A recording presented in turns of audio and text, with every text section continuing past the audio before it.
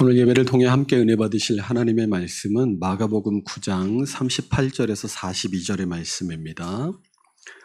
신약성경 69페이지 마가복음 9장 38절에서 42절의 말씀을 우리 교독하도록 하겠습니다. 요한이 예수께 여짜오되 선생님, 우리를 따르지 않는 어떤 자가 주의 이름으로 귀신을 내쫓는 것을 우리가 보고 우리를 따르지 아니하므로 금하였나이다.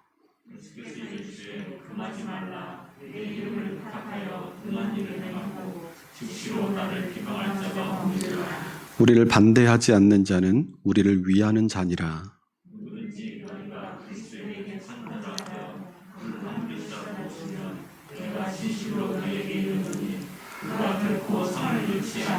함께 있습니다. 또 누구든지 나를 믿는 이 작은 자들 중 하나라도 실족하게 하면 차라리 연자맷돌이 그 목에 매여 바다에 던져지는 것이 나으리라. 아멘. 제가 설교의 제목을 정할 때 보통 그 본문 안에서 되도록이면 설교 제목을 정합니다. 그런데 오늘 설교의 제목은 본문 안에 있는 내용보다는 핵심이 이거기 때문에 이거 아니면 안 되겠다 싶어가지고 배타성을 넘어라는 제목으로 오늘 설교의 제목을 잡았습니다. 서로 누가 큰 자인지를 놓고 다툰 제자들에게 예수님은 진지한 가르침으로 누구든지 첫째가 되고자 하면 뭇사람의 끝이 되어야 하고 뭇사람을 섬기는 자가 되어야 한다라고 말씀하셨습니다. 제자들이 서로 누가 큰 자인지를 놓고 다툰 이유는 그들의 마음속에 자리 잡고 있던 세속적인 욕망과 또 우월의식, 비교의식 때문이라고 말씀을 드렸죠. 그런데 오늘 본문을 보면 이러한 제자들이 버려야 할 것이 하나 더 나옵니다. 그것은 제목과 같이 배타성입니다. 오늘 본문에서 요한이 예수님께 우리를 따르지 않는 어떤 자가 주님의 이름으로 귀신을 내쫓길래 우리가 보고 우리를 따르지 않음으로 못하게 막았습니다 라고 예수님께 말합니다. 이 요한의 말을 가만히 들여다보면 제자들이 아직도 주님의 말씀을 깨닫지 못하고 있구나라는 것을 발견하게 돼요. 지난 시간에 본문인 37절에서 예수님이 누구든지 내 이름으로 이런 어린아이 하나를 영접하면 곧 나를 영접하며 누구든지 나를 영접하면 나를 영접함이 아니요 나를 보내신 이를 영접함이니라 라고 말씀하셨는데 이 38절의 요한의 말은 이 예수님의 말씀과 전혀 반대의 의미를 담고 있기 때문입니다. 37절에서는 내 이름으로, 그러니까 예수님의 이름으로 세상의 약한 자를 영접하라라고 말씀하시는데 요한은 주님의 이름으로 귀신을 내쫓길래라고 합니다. 또 37절에서는 예수님은 누구든지라고 말씀하시는데 38절에서 요한은 우리를 따르지 않는, 또 우리가 보고, 또 우리를 따르지 않기에 하고 계속해서 우리를 강조해요. 이 요한의 말에 대해서 예수님은 41절과 42절에서 다시 한번 누구든지라는 말로 교정해 주십니다. 오늘 본문인 38절에서 이 요한이 예수님께 말할 때에 그 문장 안에서 주어가 뭐예요? 우리가 보고 우리를 따르지 않음으로 금하였습니다. 우리라는 말이에요. 그런데 이 우리라는 말에 대한 제자들과 예수님의 용법이 좀 다릅니다. 제자들은 우리 편, 너네 편 할 때에 이 배타적인 우리예요. 그런데 40절에서 예수님이 우리를 반대하지 않는 자는 우리를 위하는 자니라 라고 말씀하실 때에 이 우리는 그들까지도 다 포함하는 우리입니다. 이 우리라는 말이 참 아름답고 정감 있는 말이죠. 이 말이 아름답고 정감 있게 들리려면 어떻게 해야 돼요? 내가 그 우리 안에 포함되어 있어야 합니다. 만약 내가 다니고 있는 학교나 회사에서 우리라고 부를 때 나를 뺀 나머지 사람들이 자기를 우리라고 한다면 그때도 이 우리라는 말이 정감 있고 아름답게 들리겠어요? 어렸을 때 놀이터에서 애들이랑 막 노는데 어떤 애가 야 우리 땅 따먹기 하자 하고 하니까 애들이 같이 하려고 다 모였어요. 그런데 나를 보고 야 너는 빠져 하고 그 우리에서 소외시키고 자기들끼리 논다면 그때의 우리는 정감 있고 아름다운 말이 아니라 소외감과 절망으로 우리에게 다가오게 될 겁니다.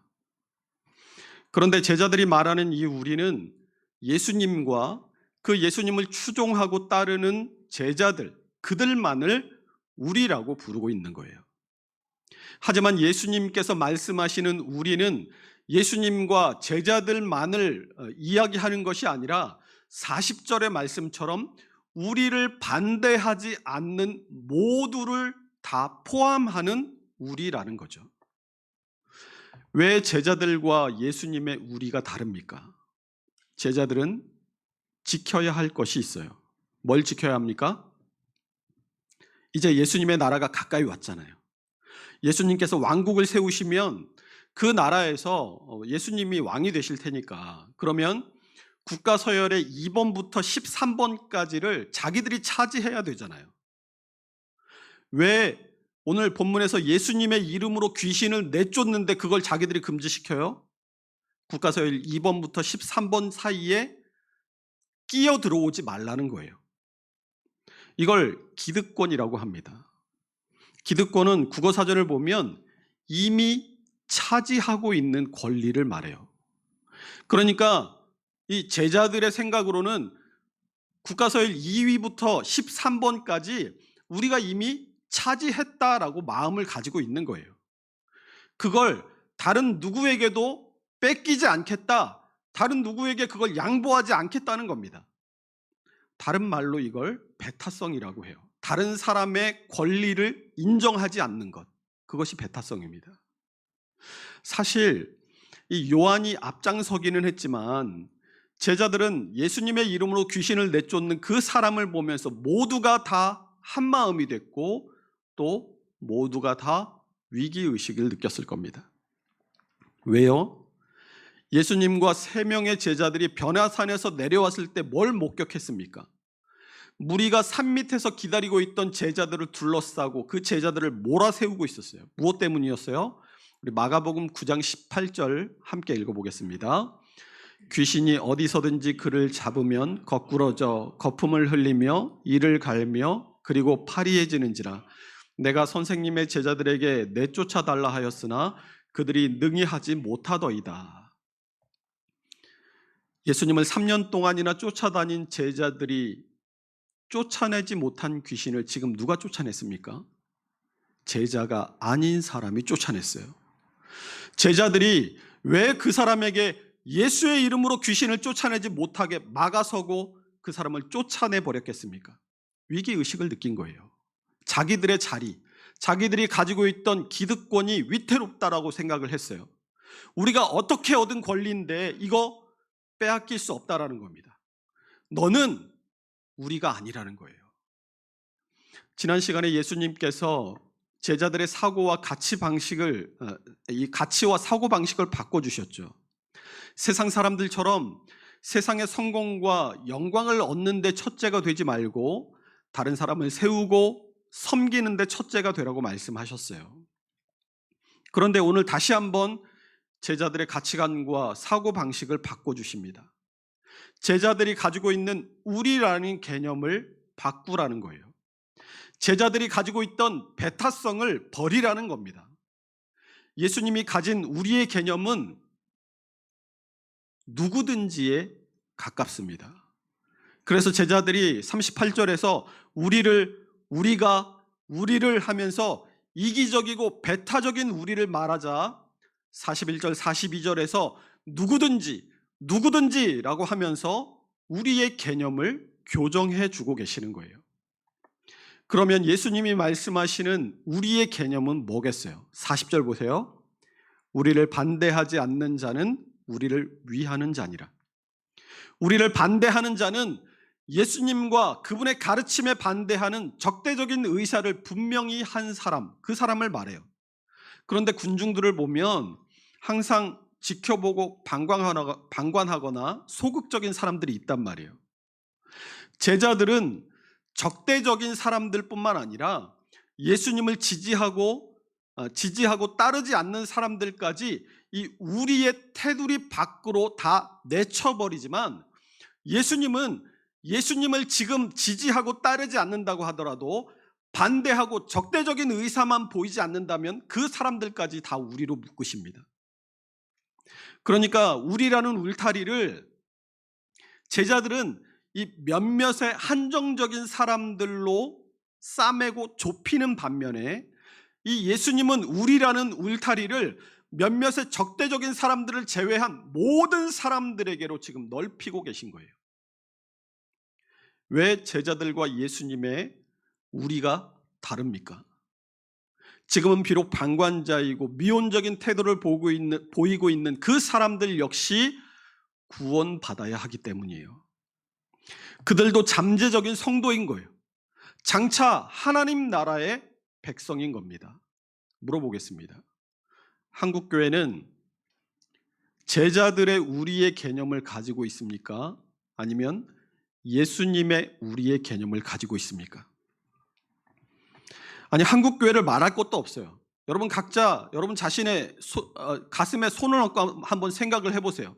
내가 가지고 있는 생각 안에서의 우리라는 이 말의 개념이 배타적인 성향의 우리인가, 아니면 다른 사람들 다 포용해 줄 수 있는 포용적인 성향의 우리인가? 설교를 준비하면서 저도 제 자신을 돌아봤습니다. 나는 배타적인 사람인가, 포용적인 사람인가? 나는 제자들처럼 우리 하면서 그 우리의 울타리를 좁히는 사람이었나, 아니면 예수님처럼 우리 하면서 모두를 포용하고 관용하는 사람이었나? 부끄럽게도 저는 제자들처럼 우리라는 울타리를 스스로 좁히고 배타적이고 이기적인 사람이었더라고요. 그걸 발견하는 순간 괴로웠습니다. 주님의 말씀대로 살지 못했던 것에 대한 부끄러움과, 이제 주님의 뜻을 알았으니까 주님의 뜻대로 이 우리라는 개념의 울타리를 넓히고 낮춰야 되는데 그걸 할 수 있을까 하는 생각에서 괴로움이 찾아왔어요. 내가 뭔가 잘못하고 있다라는 것을 깨달을 때 처음엔 괴롭죠. 누구나 다 그렇습니다. 그런데 그 괴로움 다음에는 어떤 감정이 찾아옵니까? 양가 감정이 찾아와요. 이 양가 감정이라는 것은 내 안에서 이 두 개의 가치가 충돌하는 거예요. 만화 같은 데 보면 이렇게 천사가 뿅 나타나고 악마가 뿅 나타나가지고 막 서로 막 싸우잖아요. 내 생각을 가지고. 그런 것처럼 내 안에서 두 개의 가치가 충돌해요. 주님께서 말씀하시는 대로 내 안에 우리라는 울타리를 낮추고 부숴서 누구든지라는 개념으로 바꿔야 되는데, 한편으로는 그래도 내가 다른 사람들보다는 울타리가 좀 낮은데 꼭 그래야만 할까? 이런 거죠.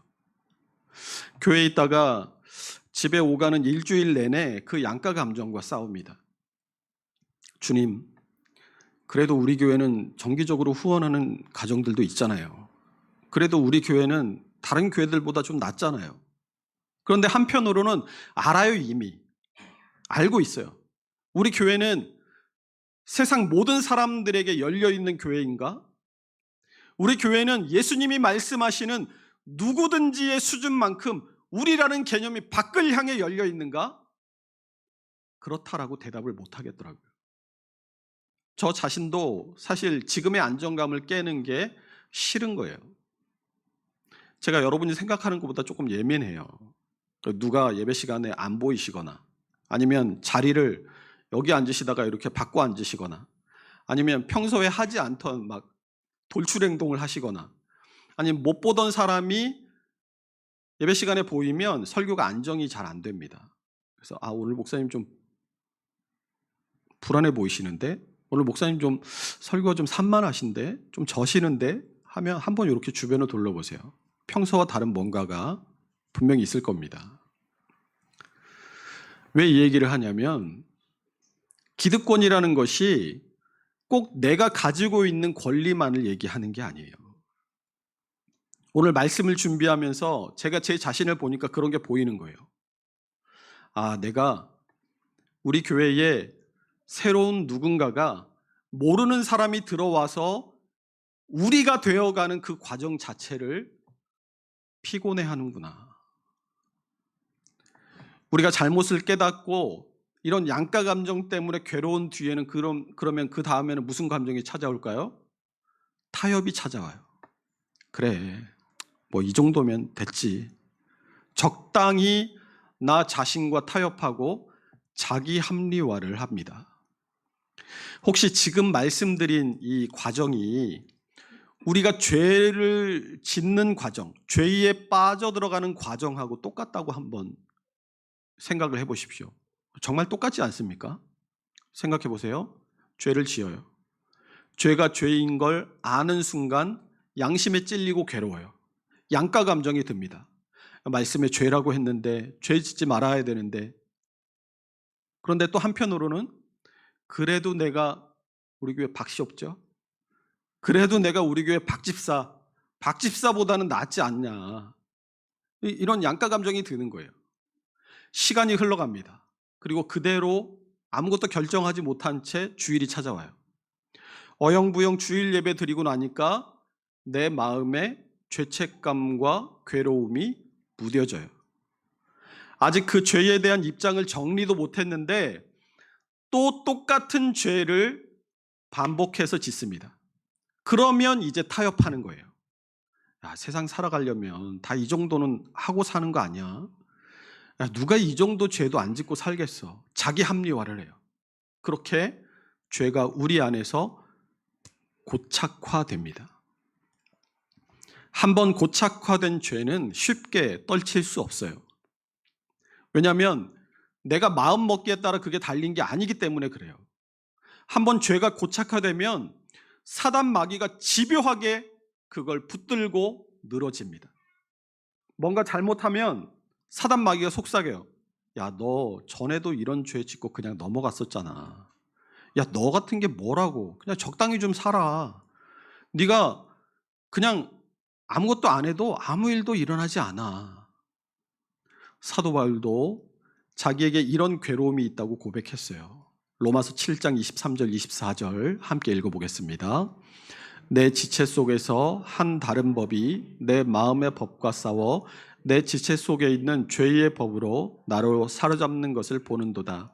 오호라, 나는 곤고한 사람이로다. 이 사망의 몸에서 누가 나를 건져내랴.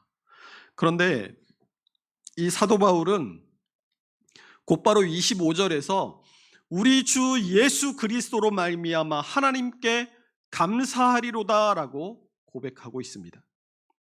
이 곤고한 사망의 몸에서 나를 건져내실 분, 우리 주 예수 그리스도께서 내게 계시기 때문에 감사한다라는 거예요. 그러면 이 죄의 과정, 이 죄의 프로세스에서 자유함을 누릴 수 있는 길이 어디에 있다라는 거예요? 예수 그리스도께 있다라는 겁니다. 괴로워하고 고민할 필요가 없어요. 그냥 주님의 뜻을 선택하면 돼요. 내가 고민을 하려고 하는 그 순간에 고민하려는 그 생각을 집어던지고 주님, 그냥 주님 뜻대로 살겠습니다. 결심하면 어떻게 된다고요? 그 다음에 이어지는 로마서 8장 1절과 2절 함께 읽어보겠습니다.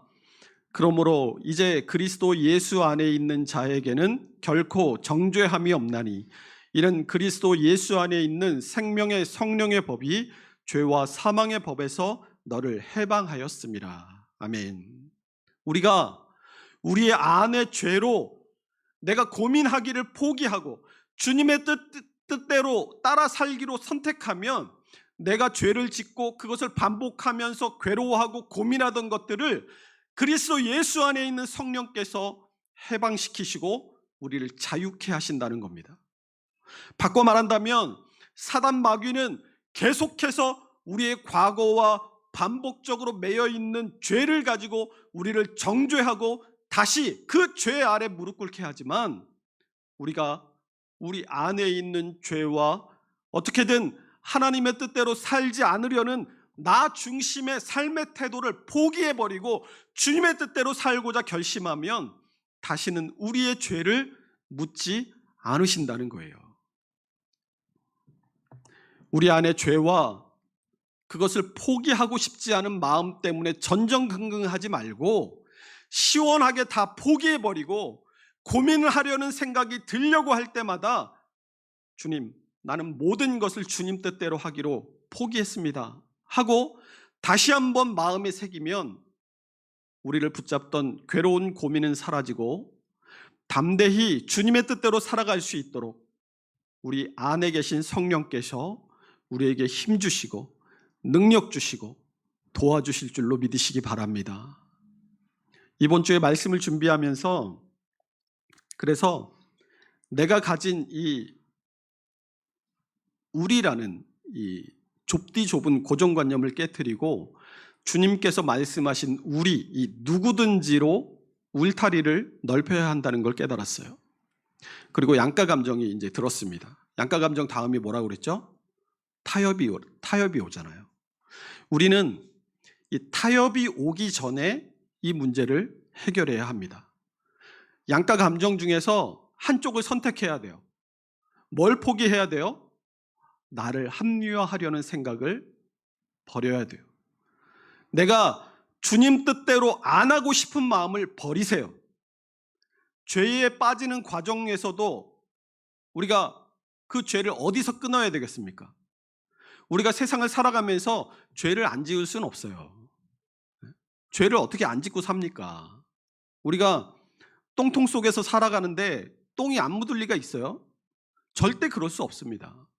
온 세상이 죄로 가득한데 그런 세상에서 우리가 매일 살아가잖아요.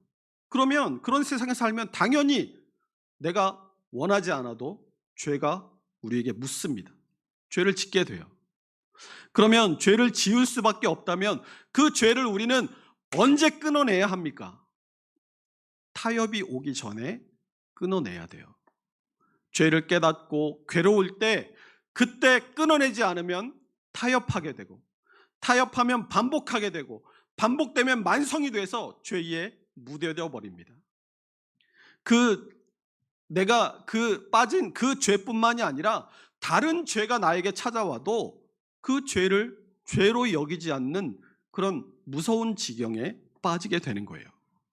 그러니까 죄가 만성이 되기 전에 내 속사람이 그 죄와 타협하기 전에 내 안의 죄를 끊어내야 하는 겁니다. 어떻게 하면 되겠어요? 내 욕심대로 살려는 생각을 버리세요. 내가 하고 싶은 대로 하면서 살아야겠다라는 생각을 좀 포기하시고 이제부터 내가 주님 뜻대로만 살겠습니다 하고 결심하세요. 그런데 그 결심이 한 번 했다고 끝나는 게 아니에요.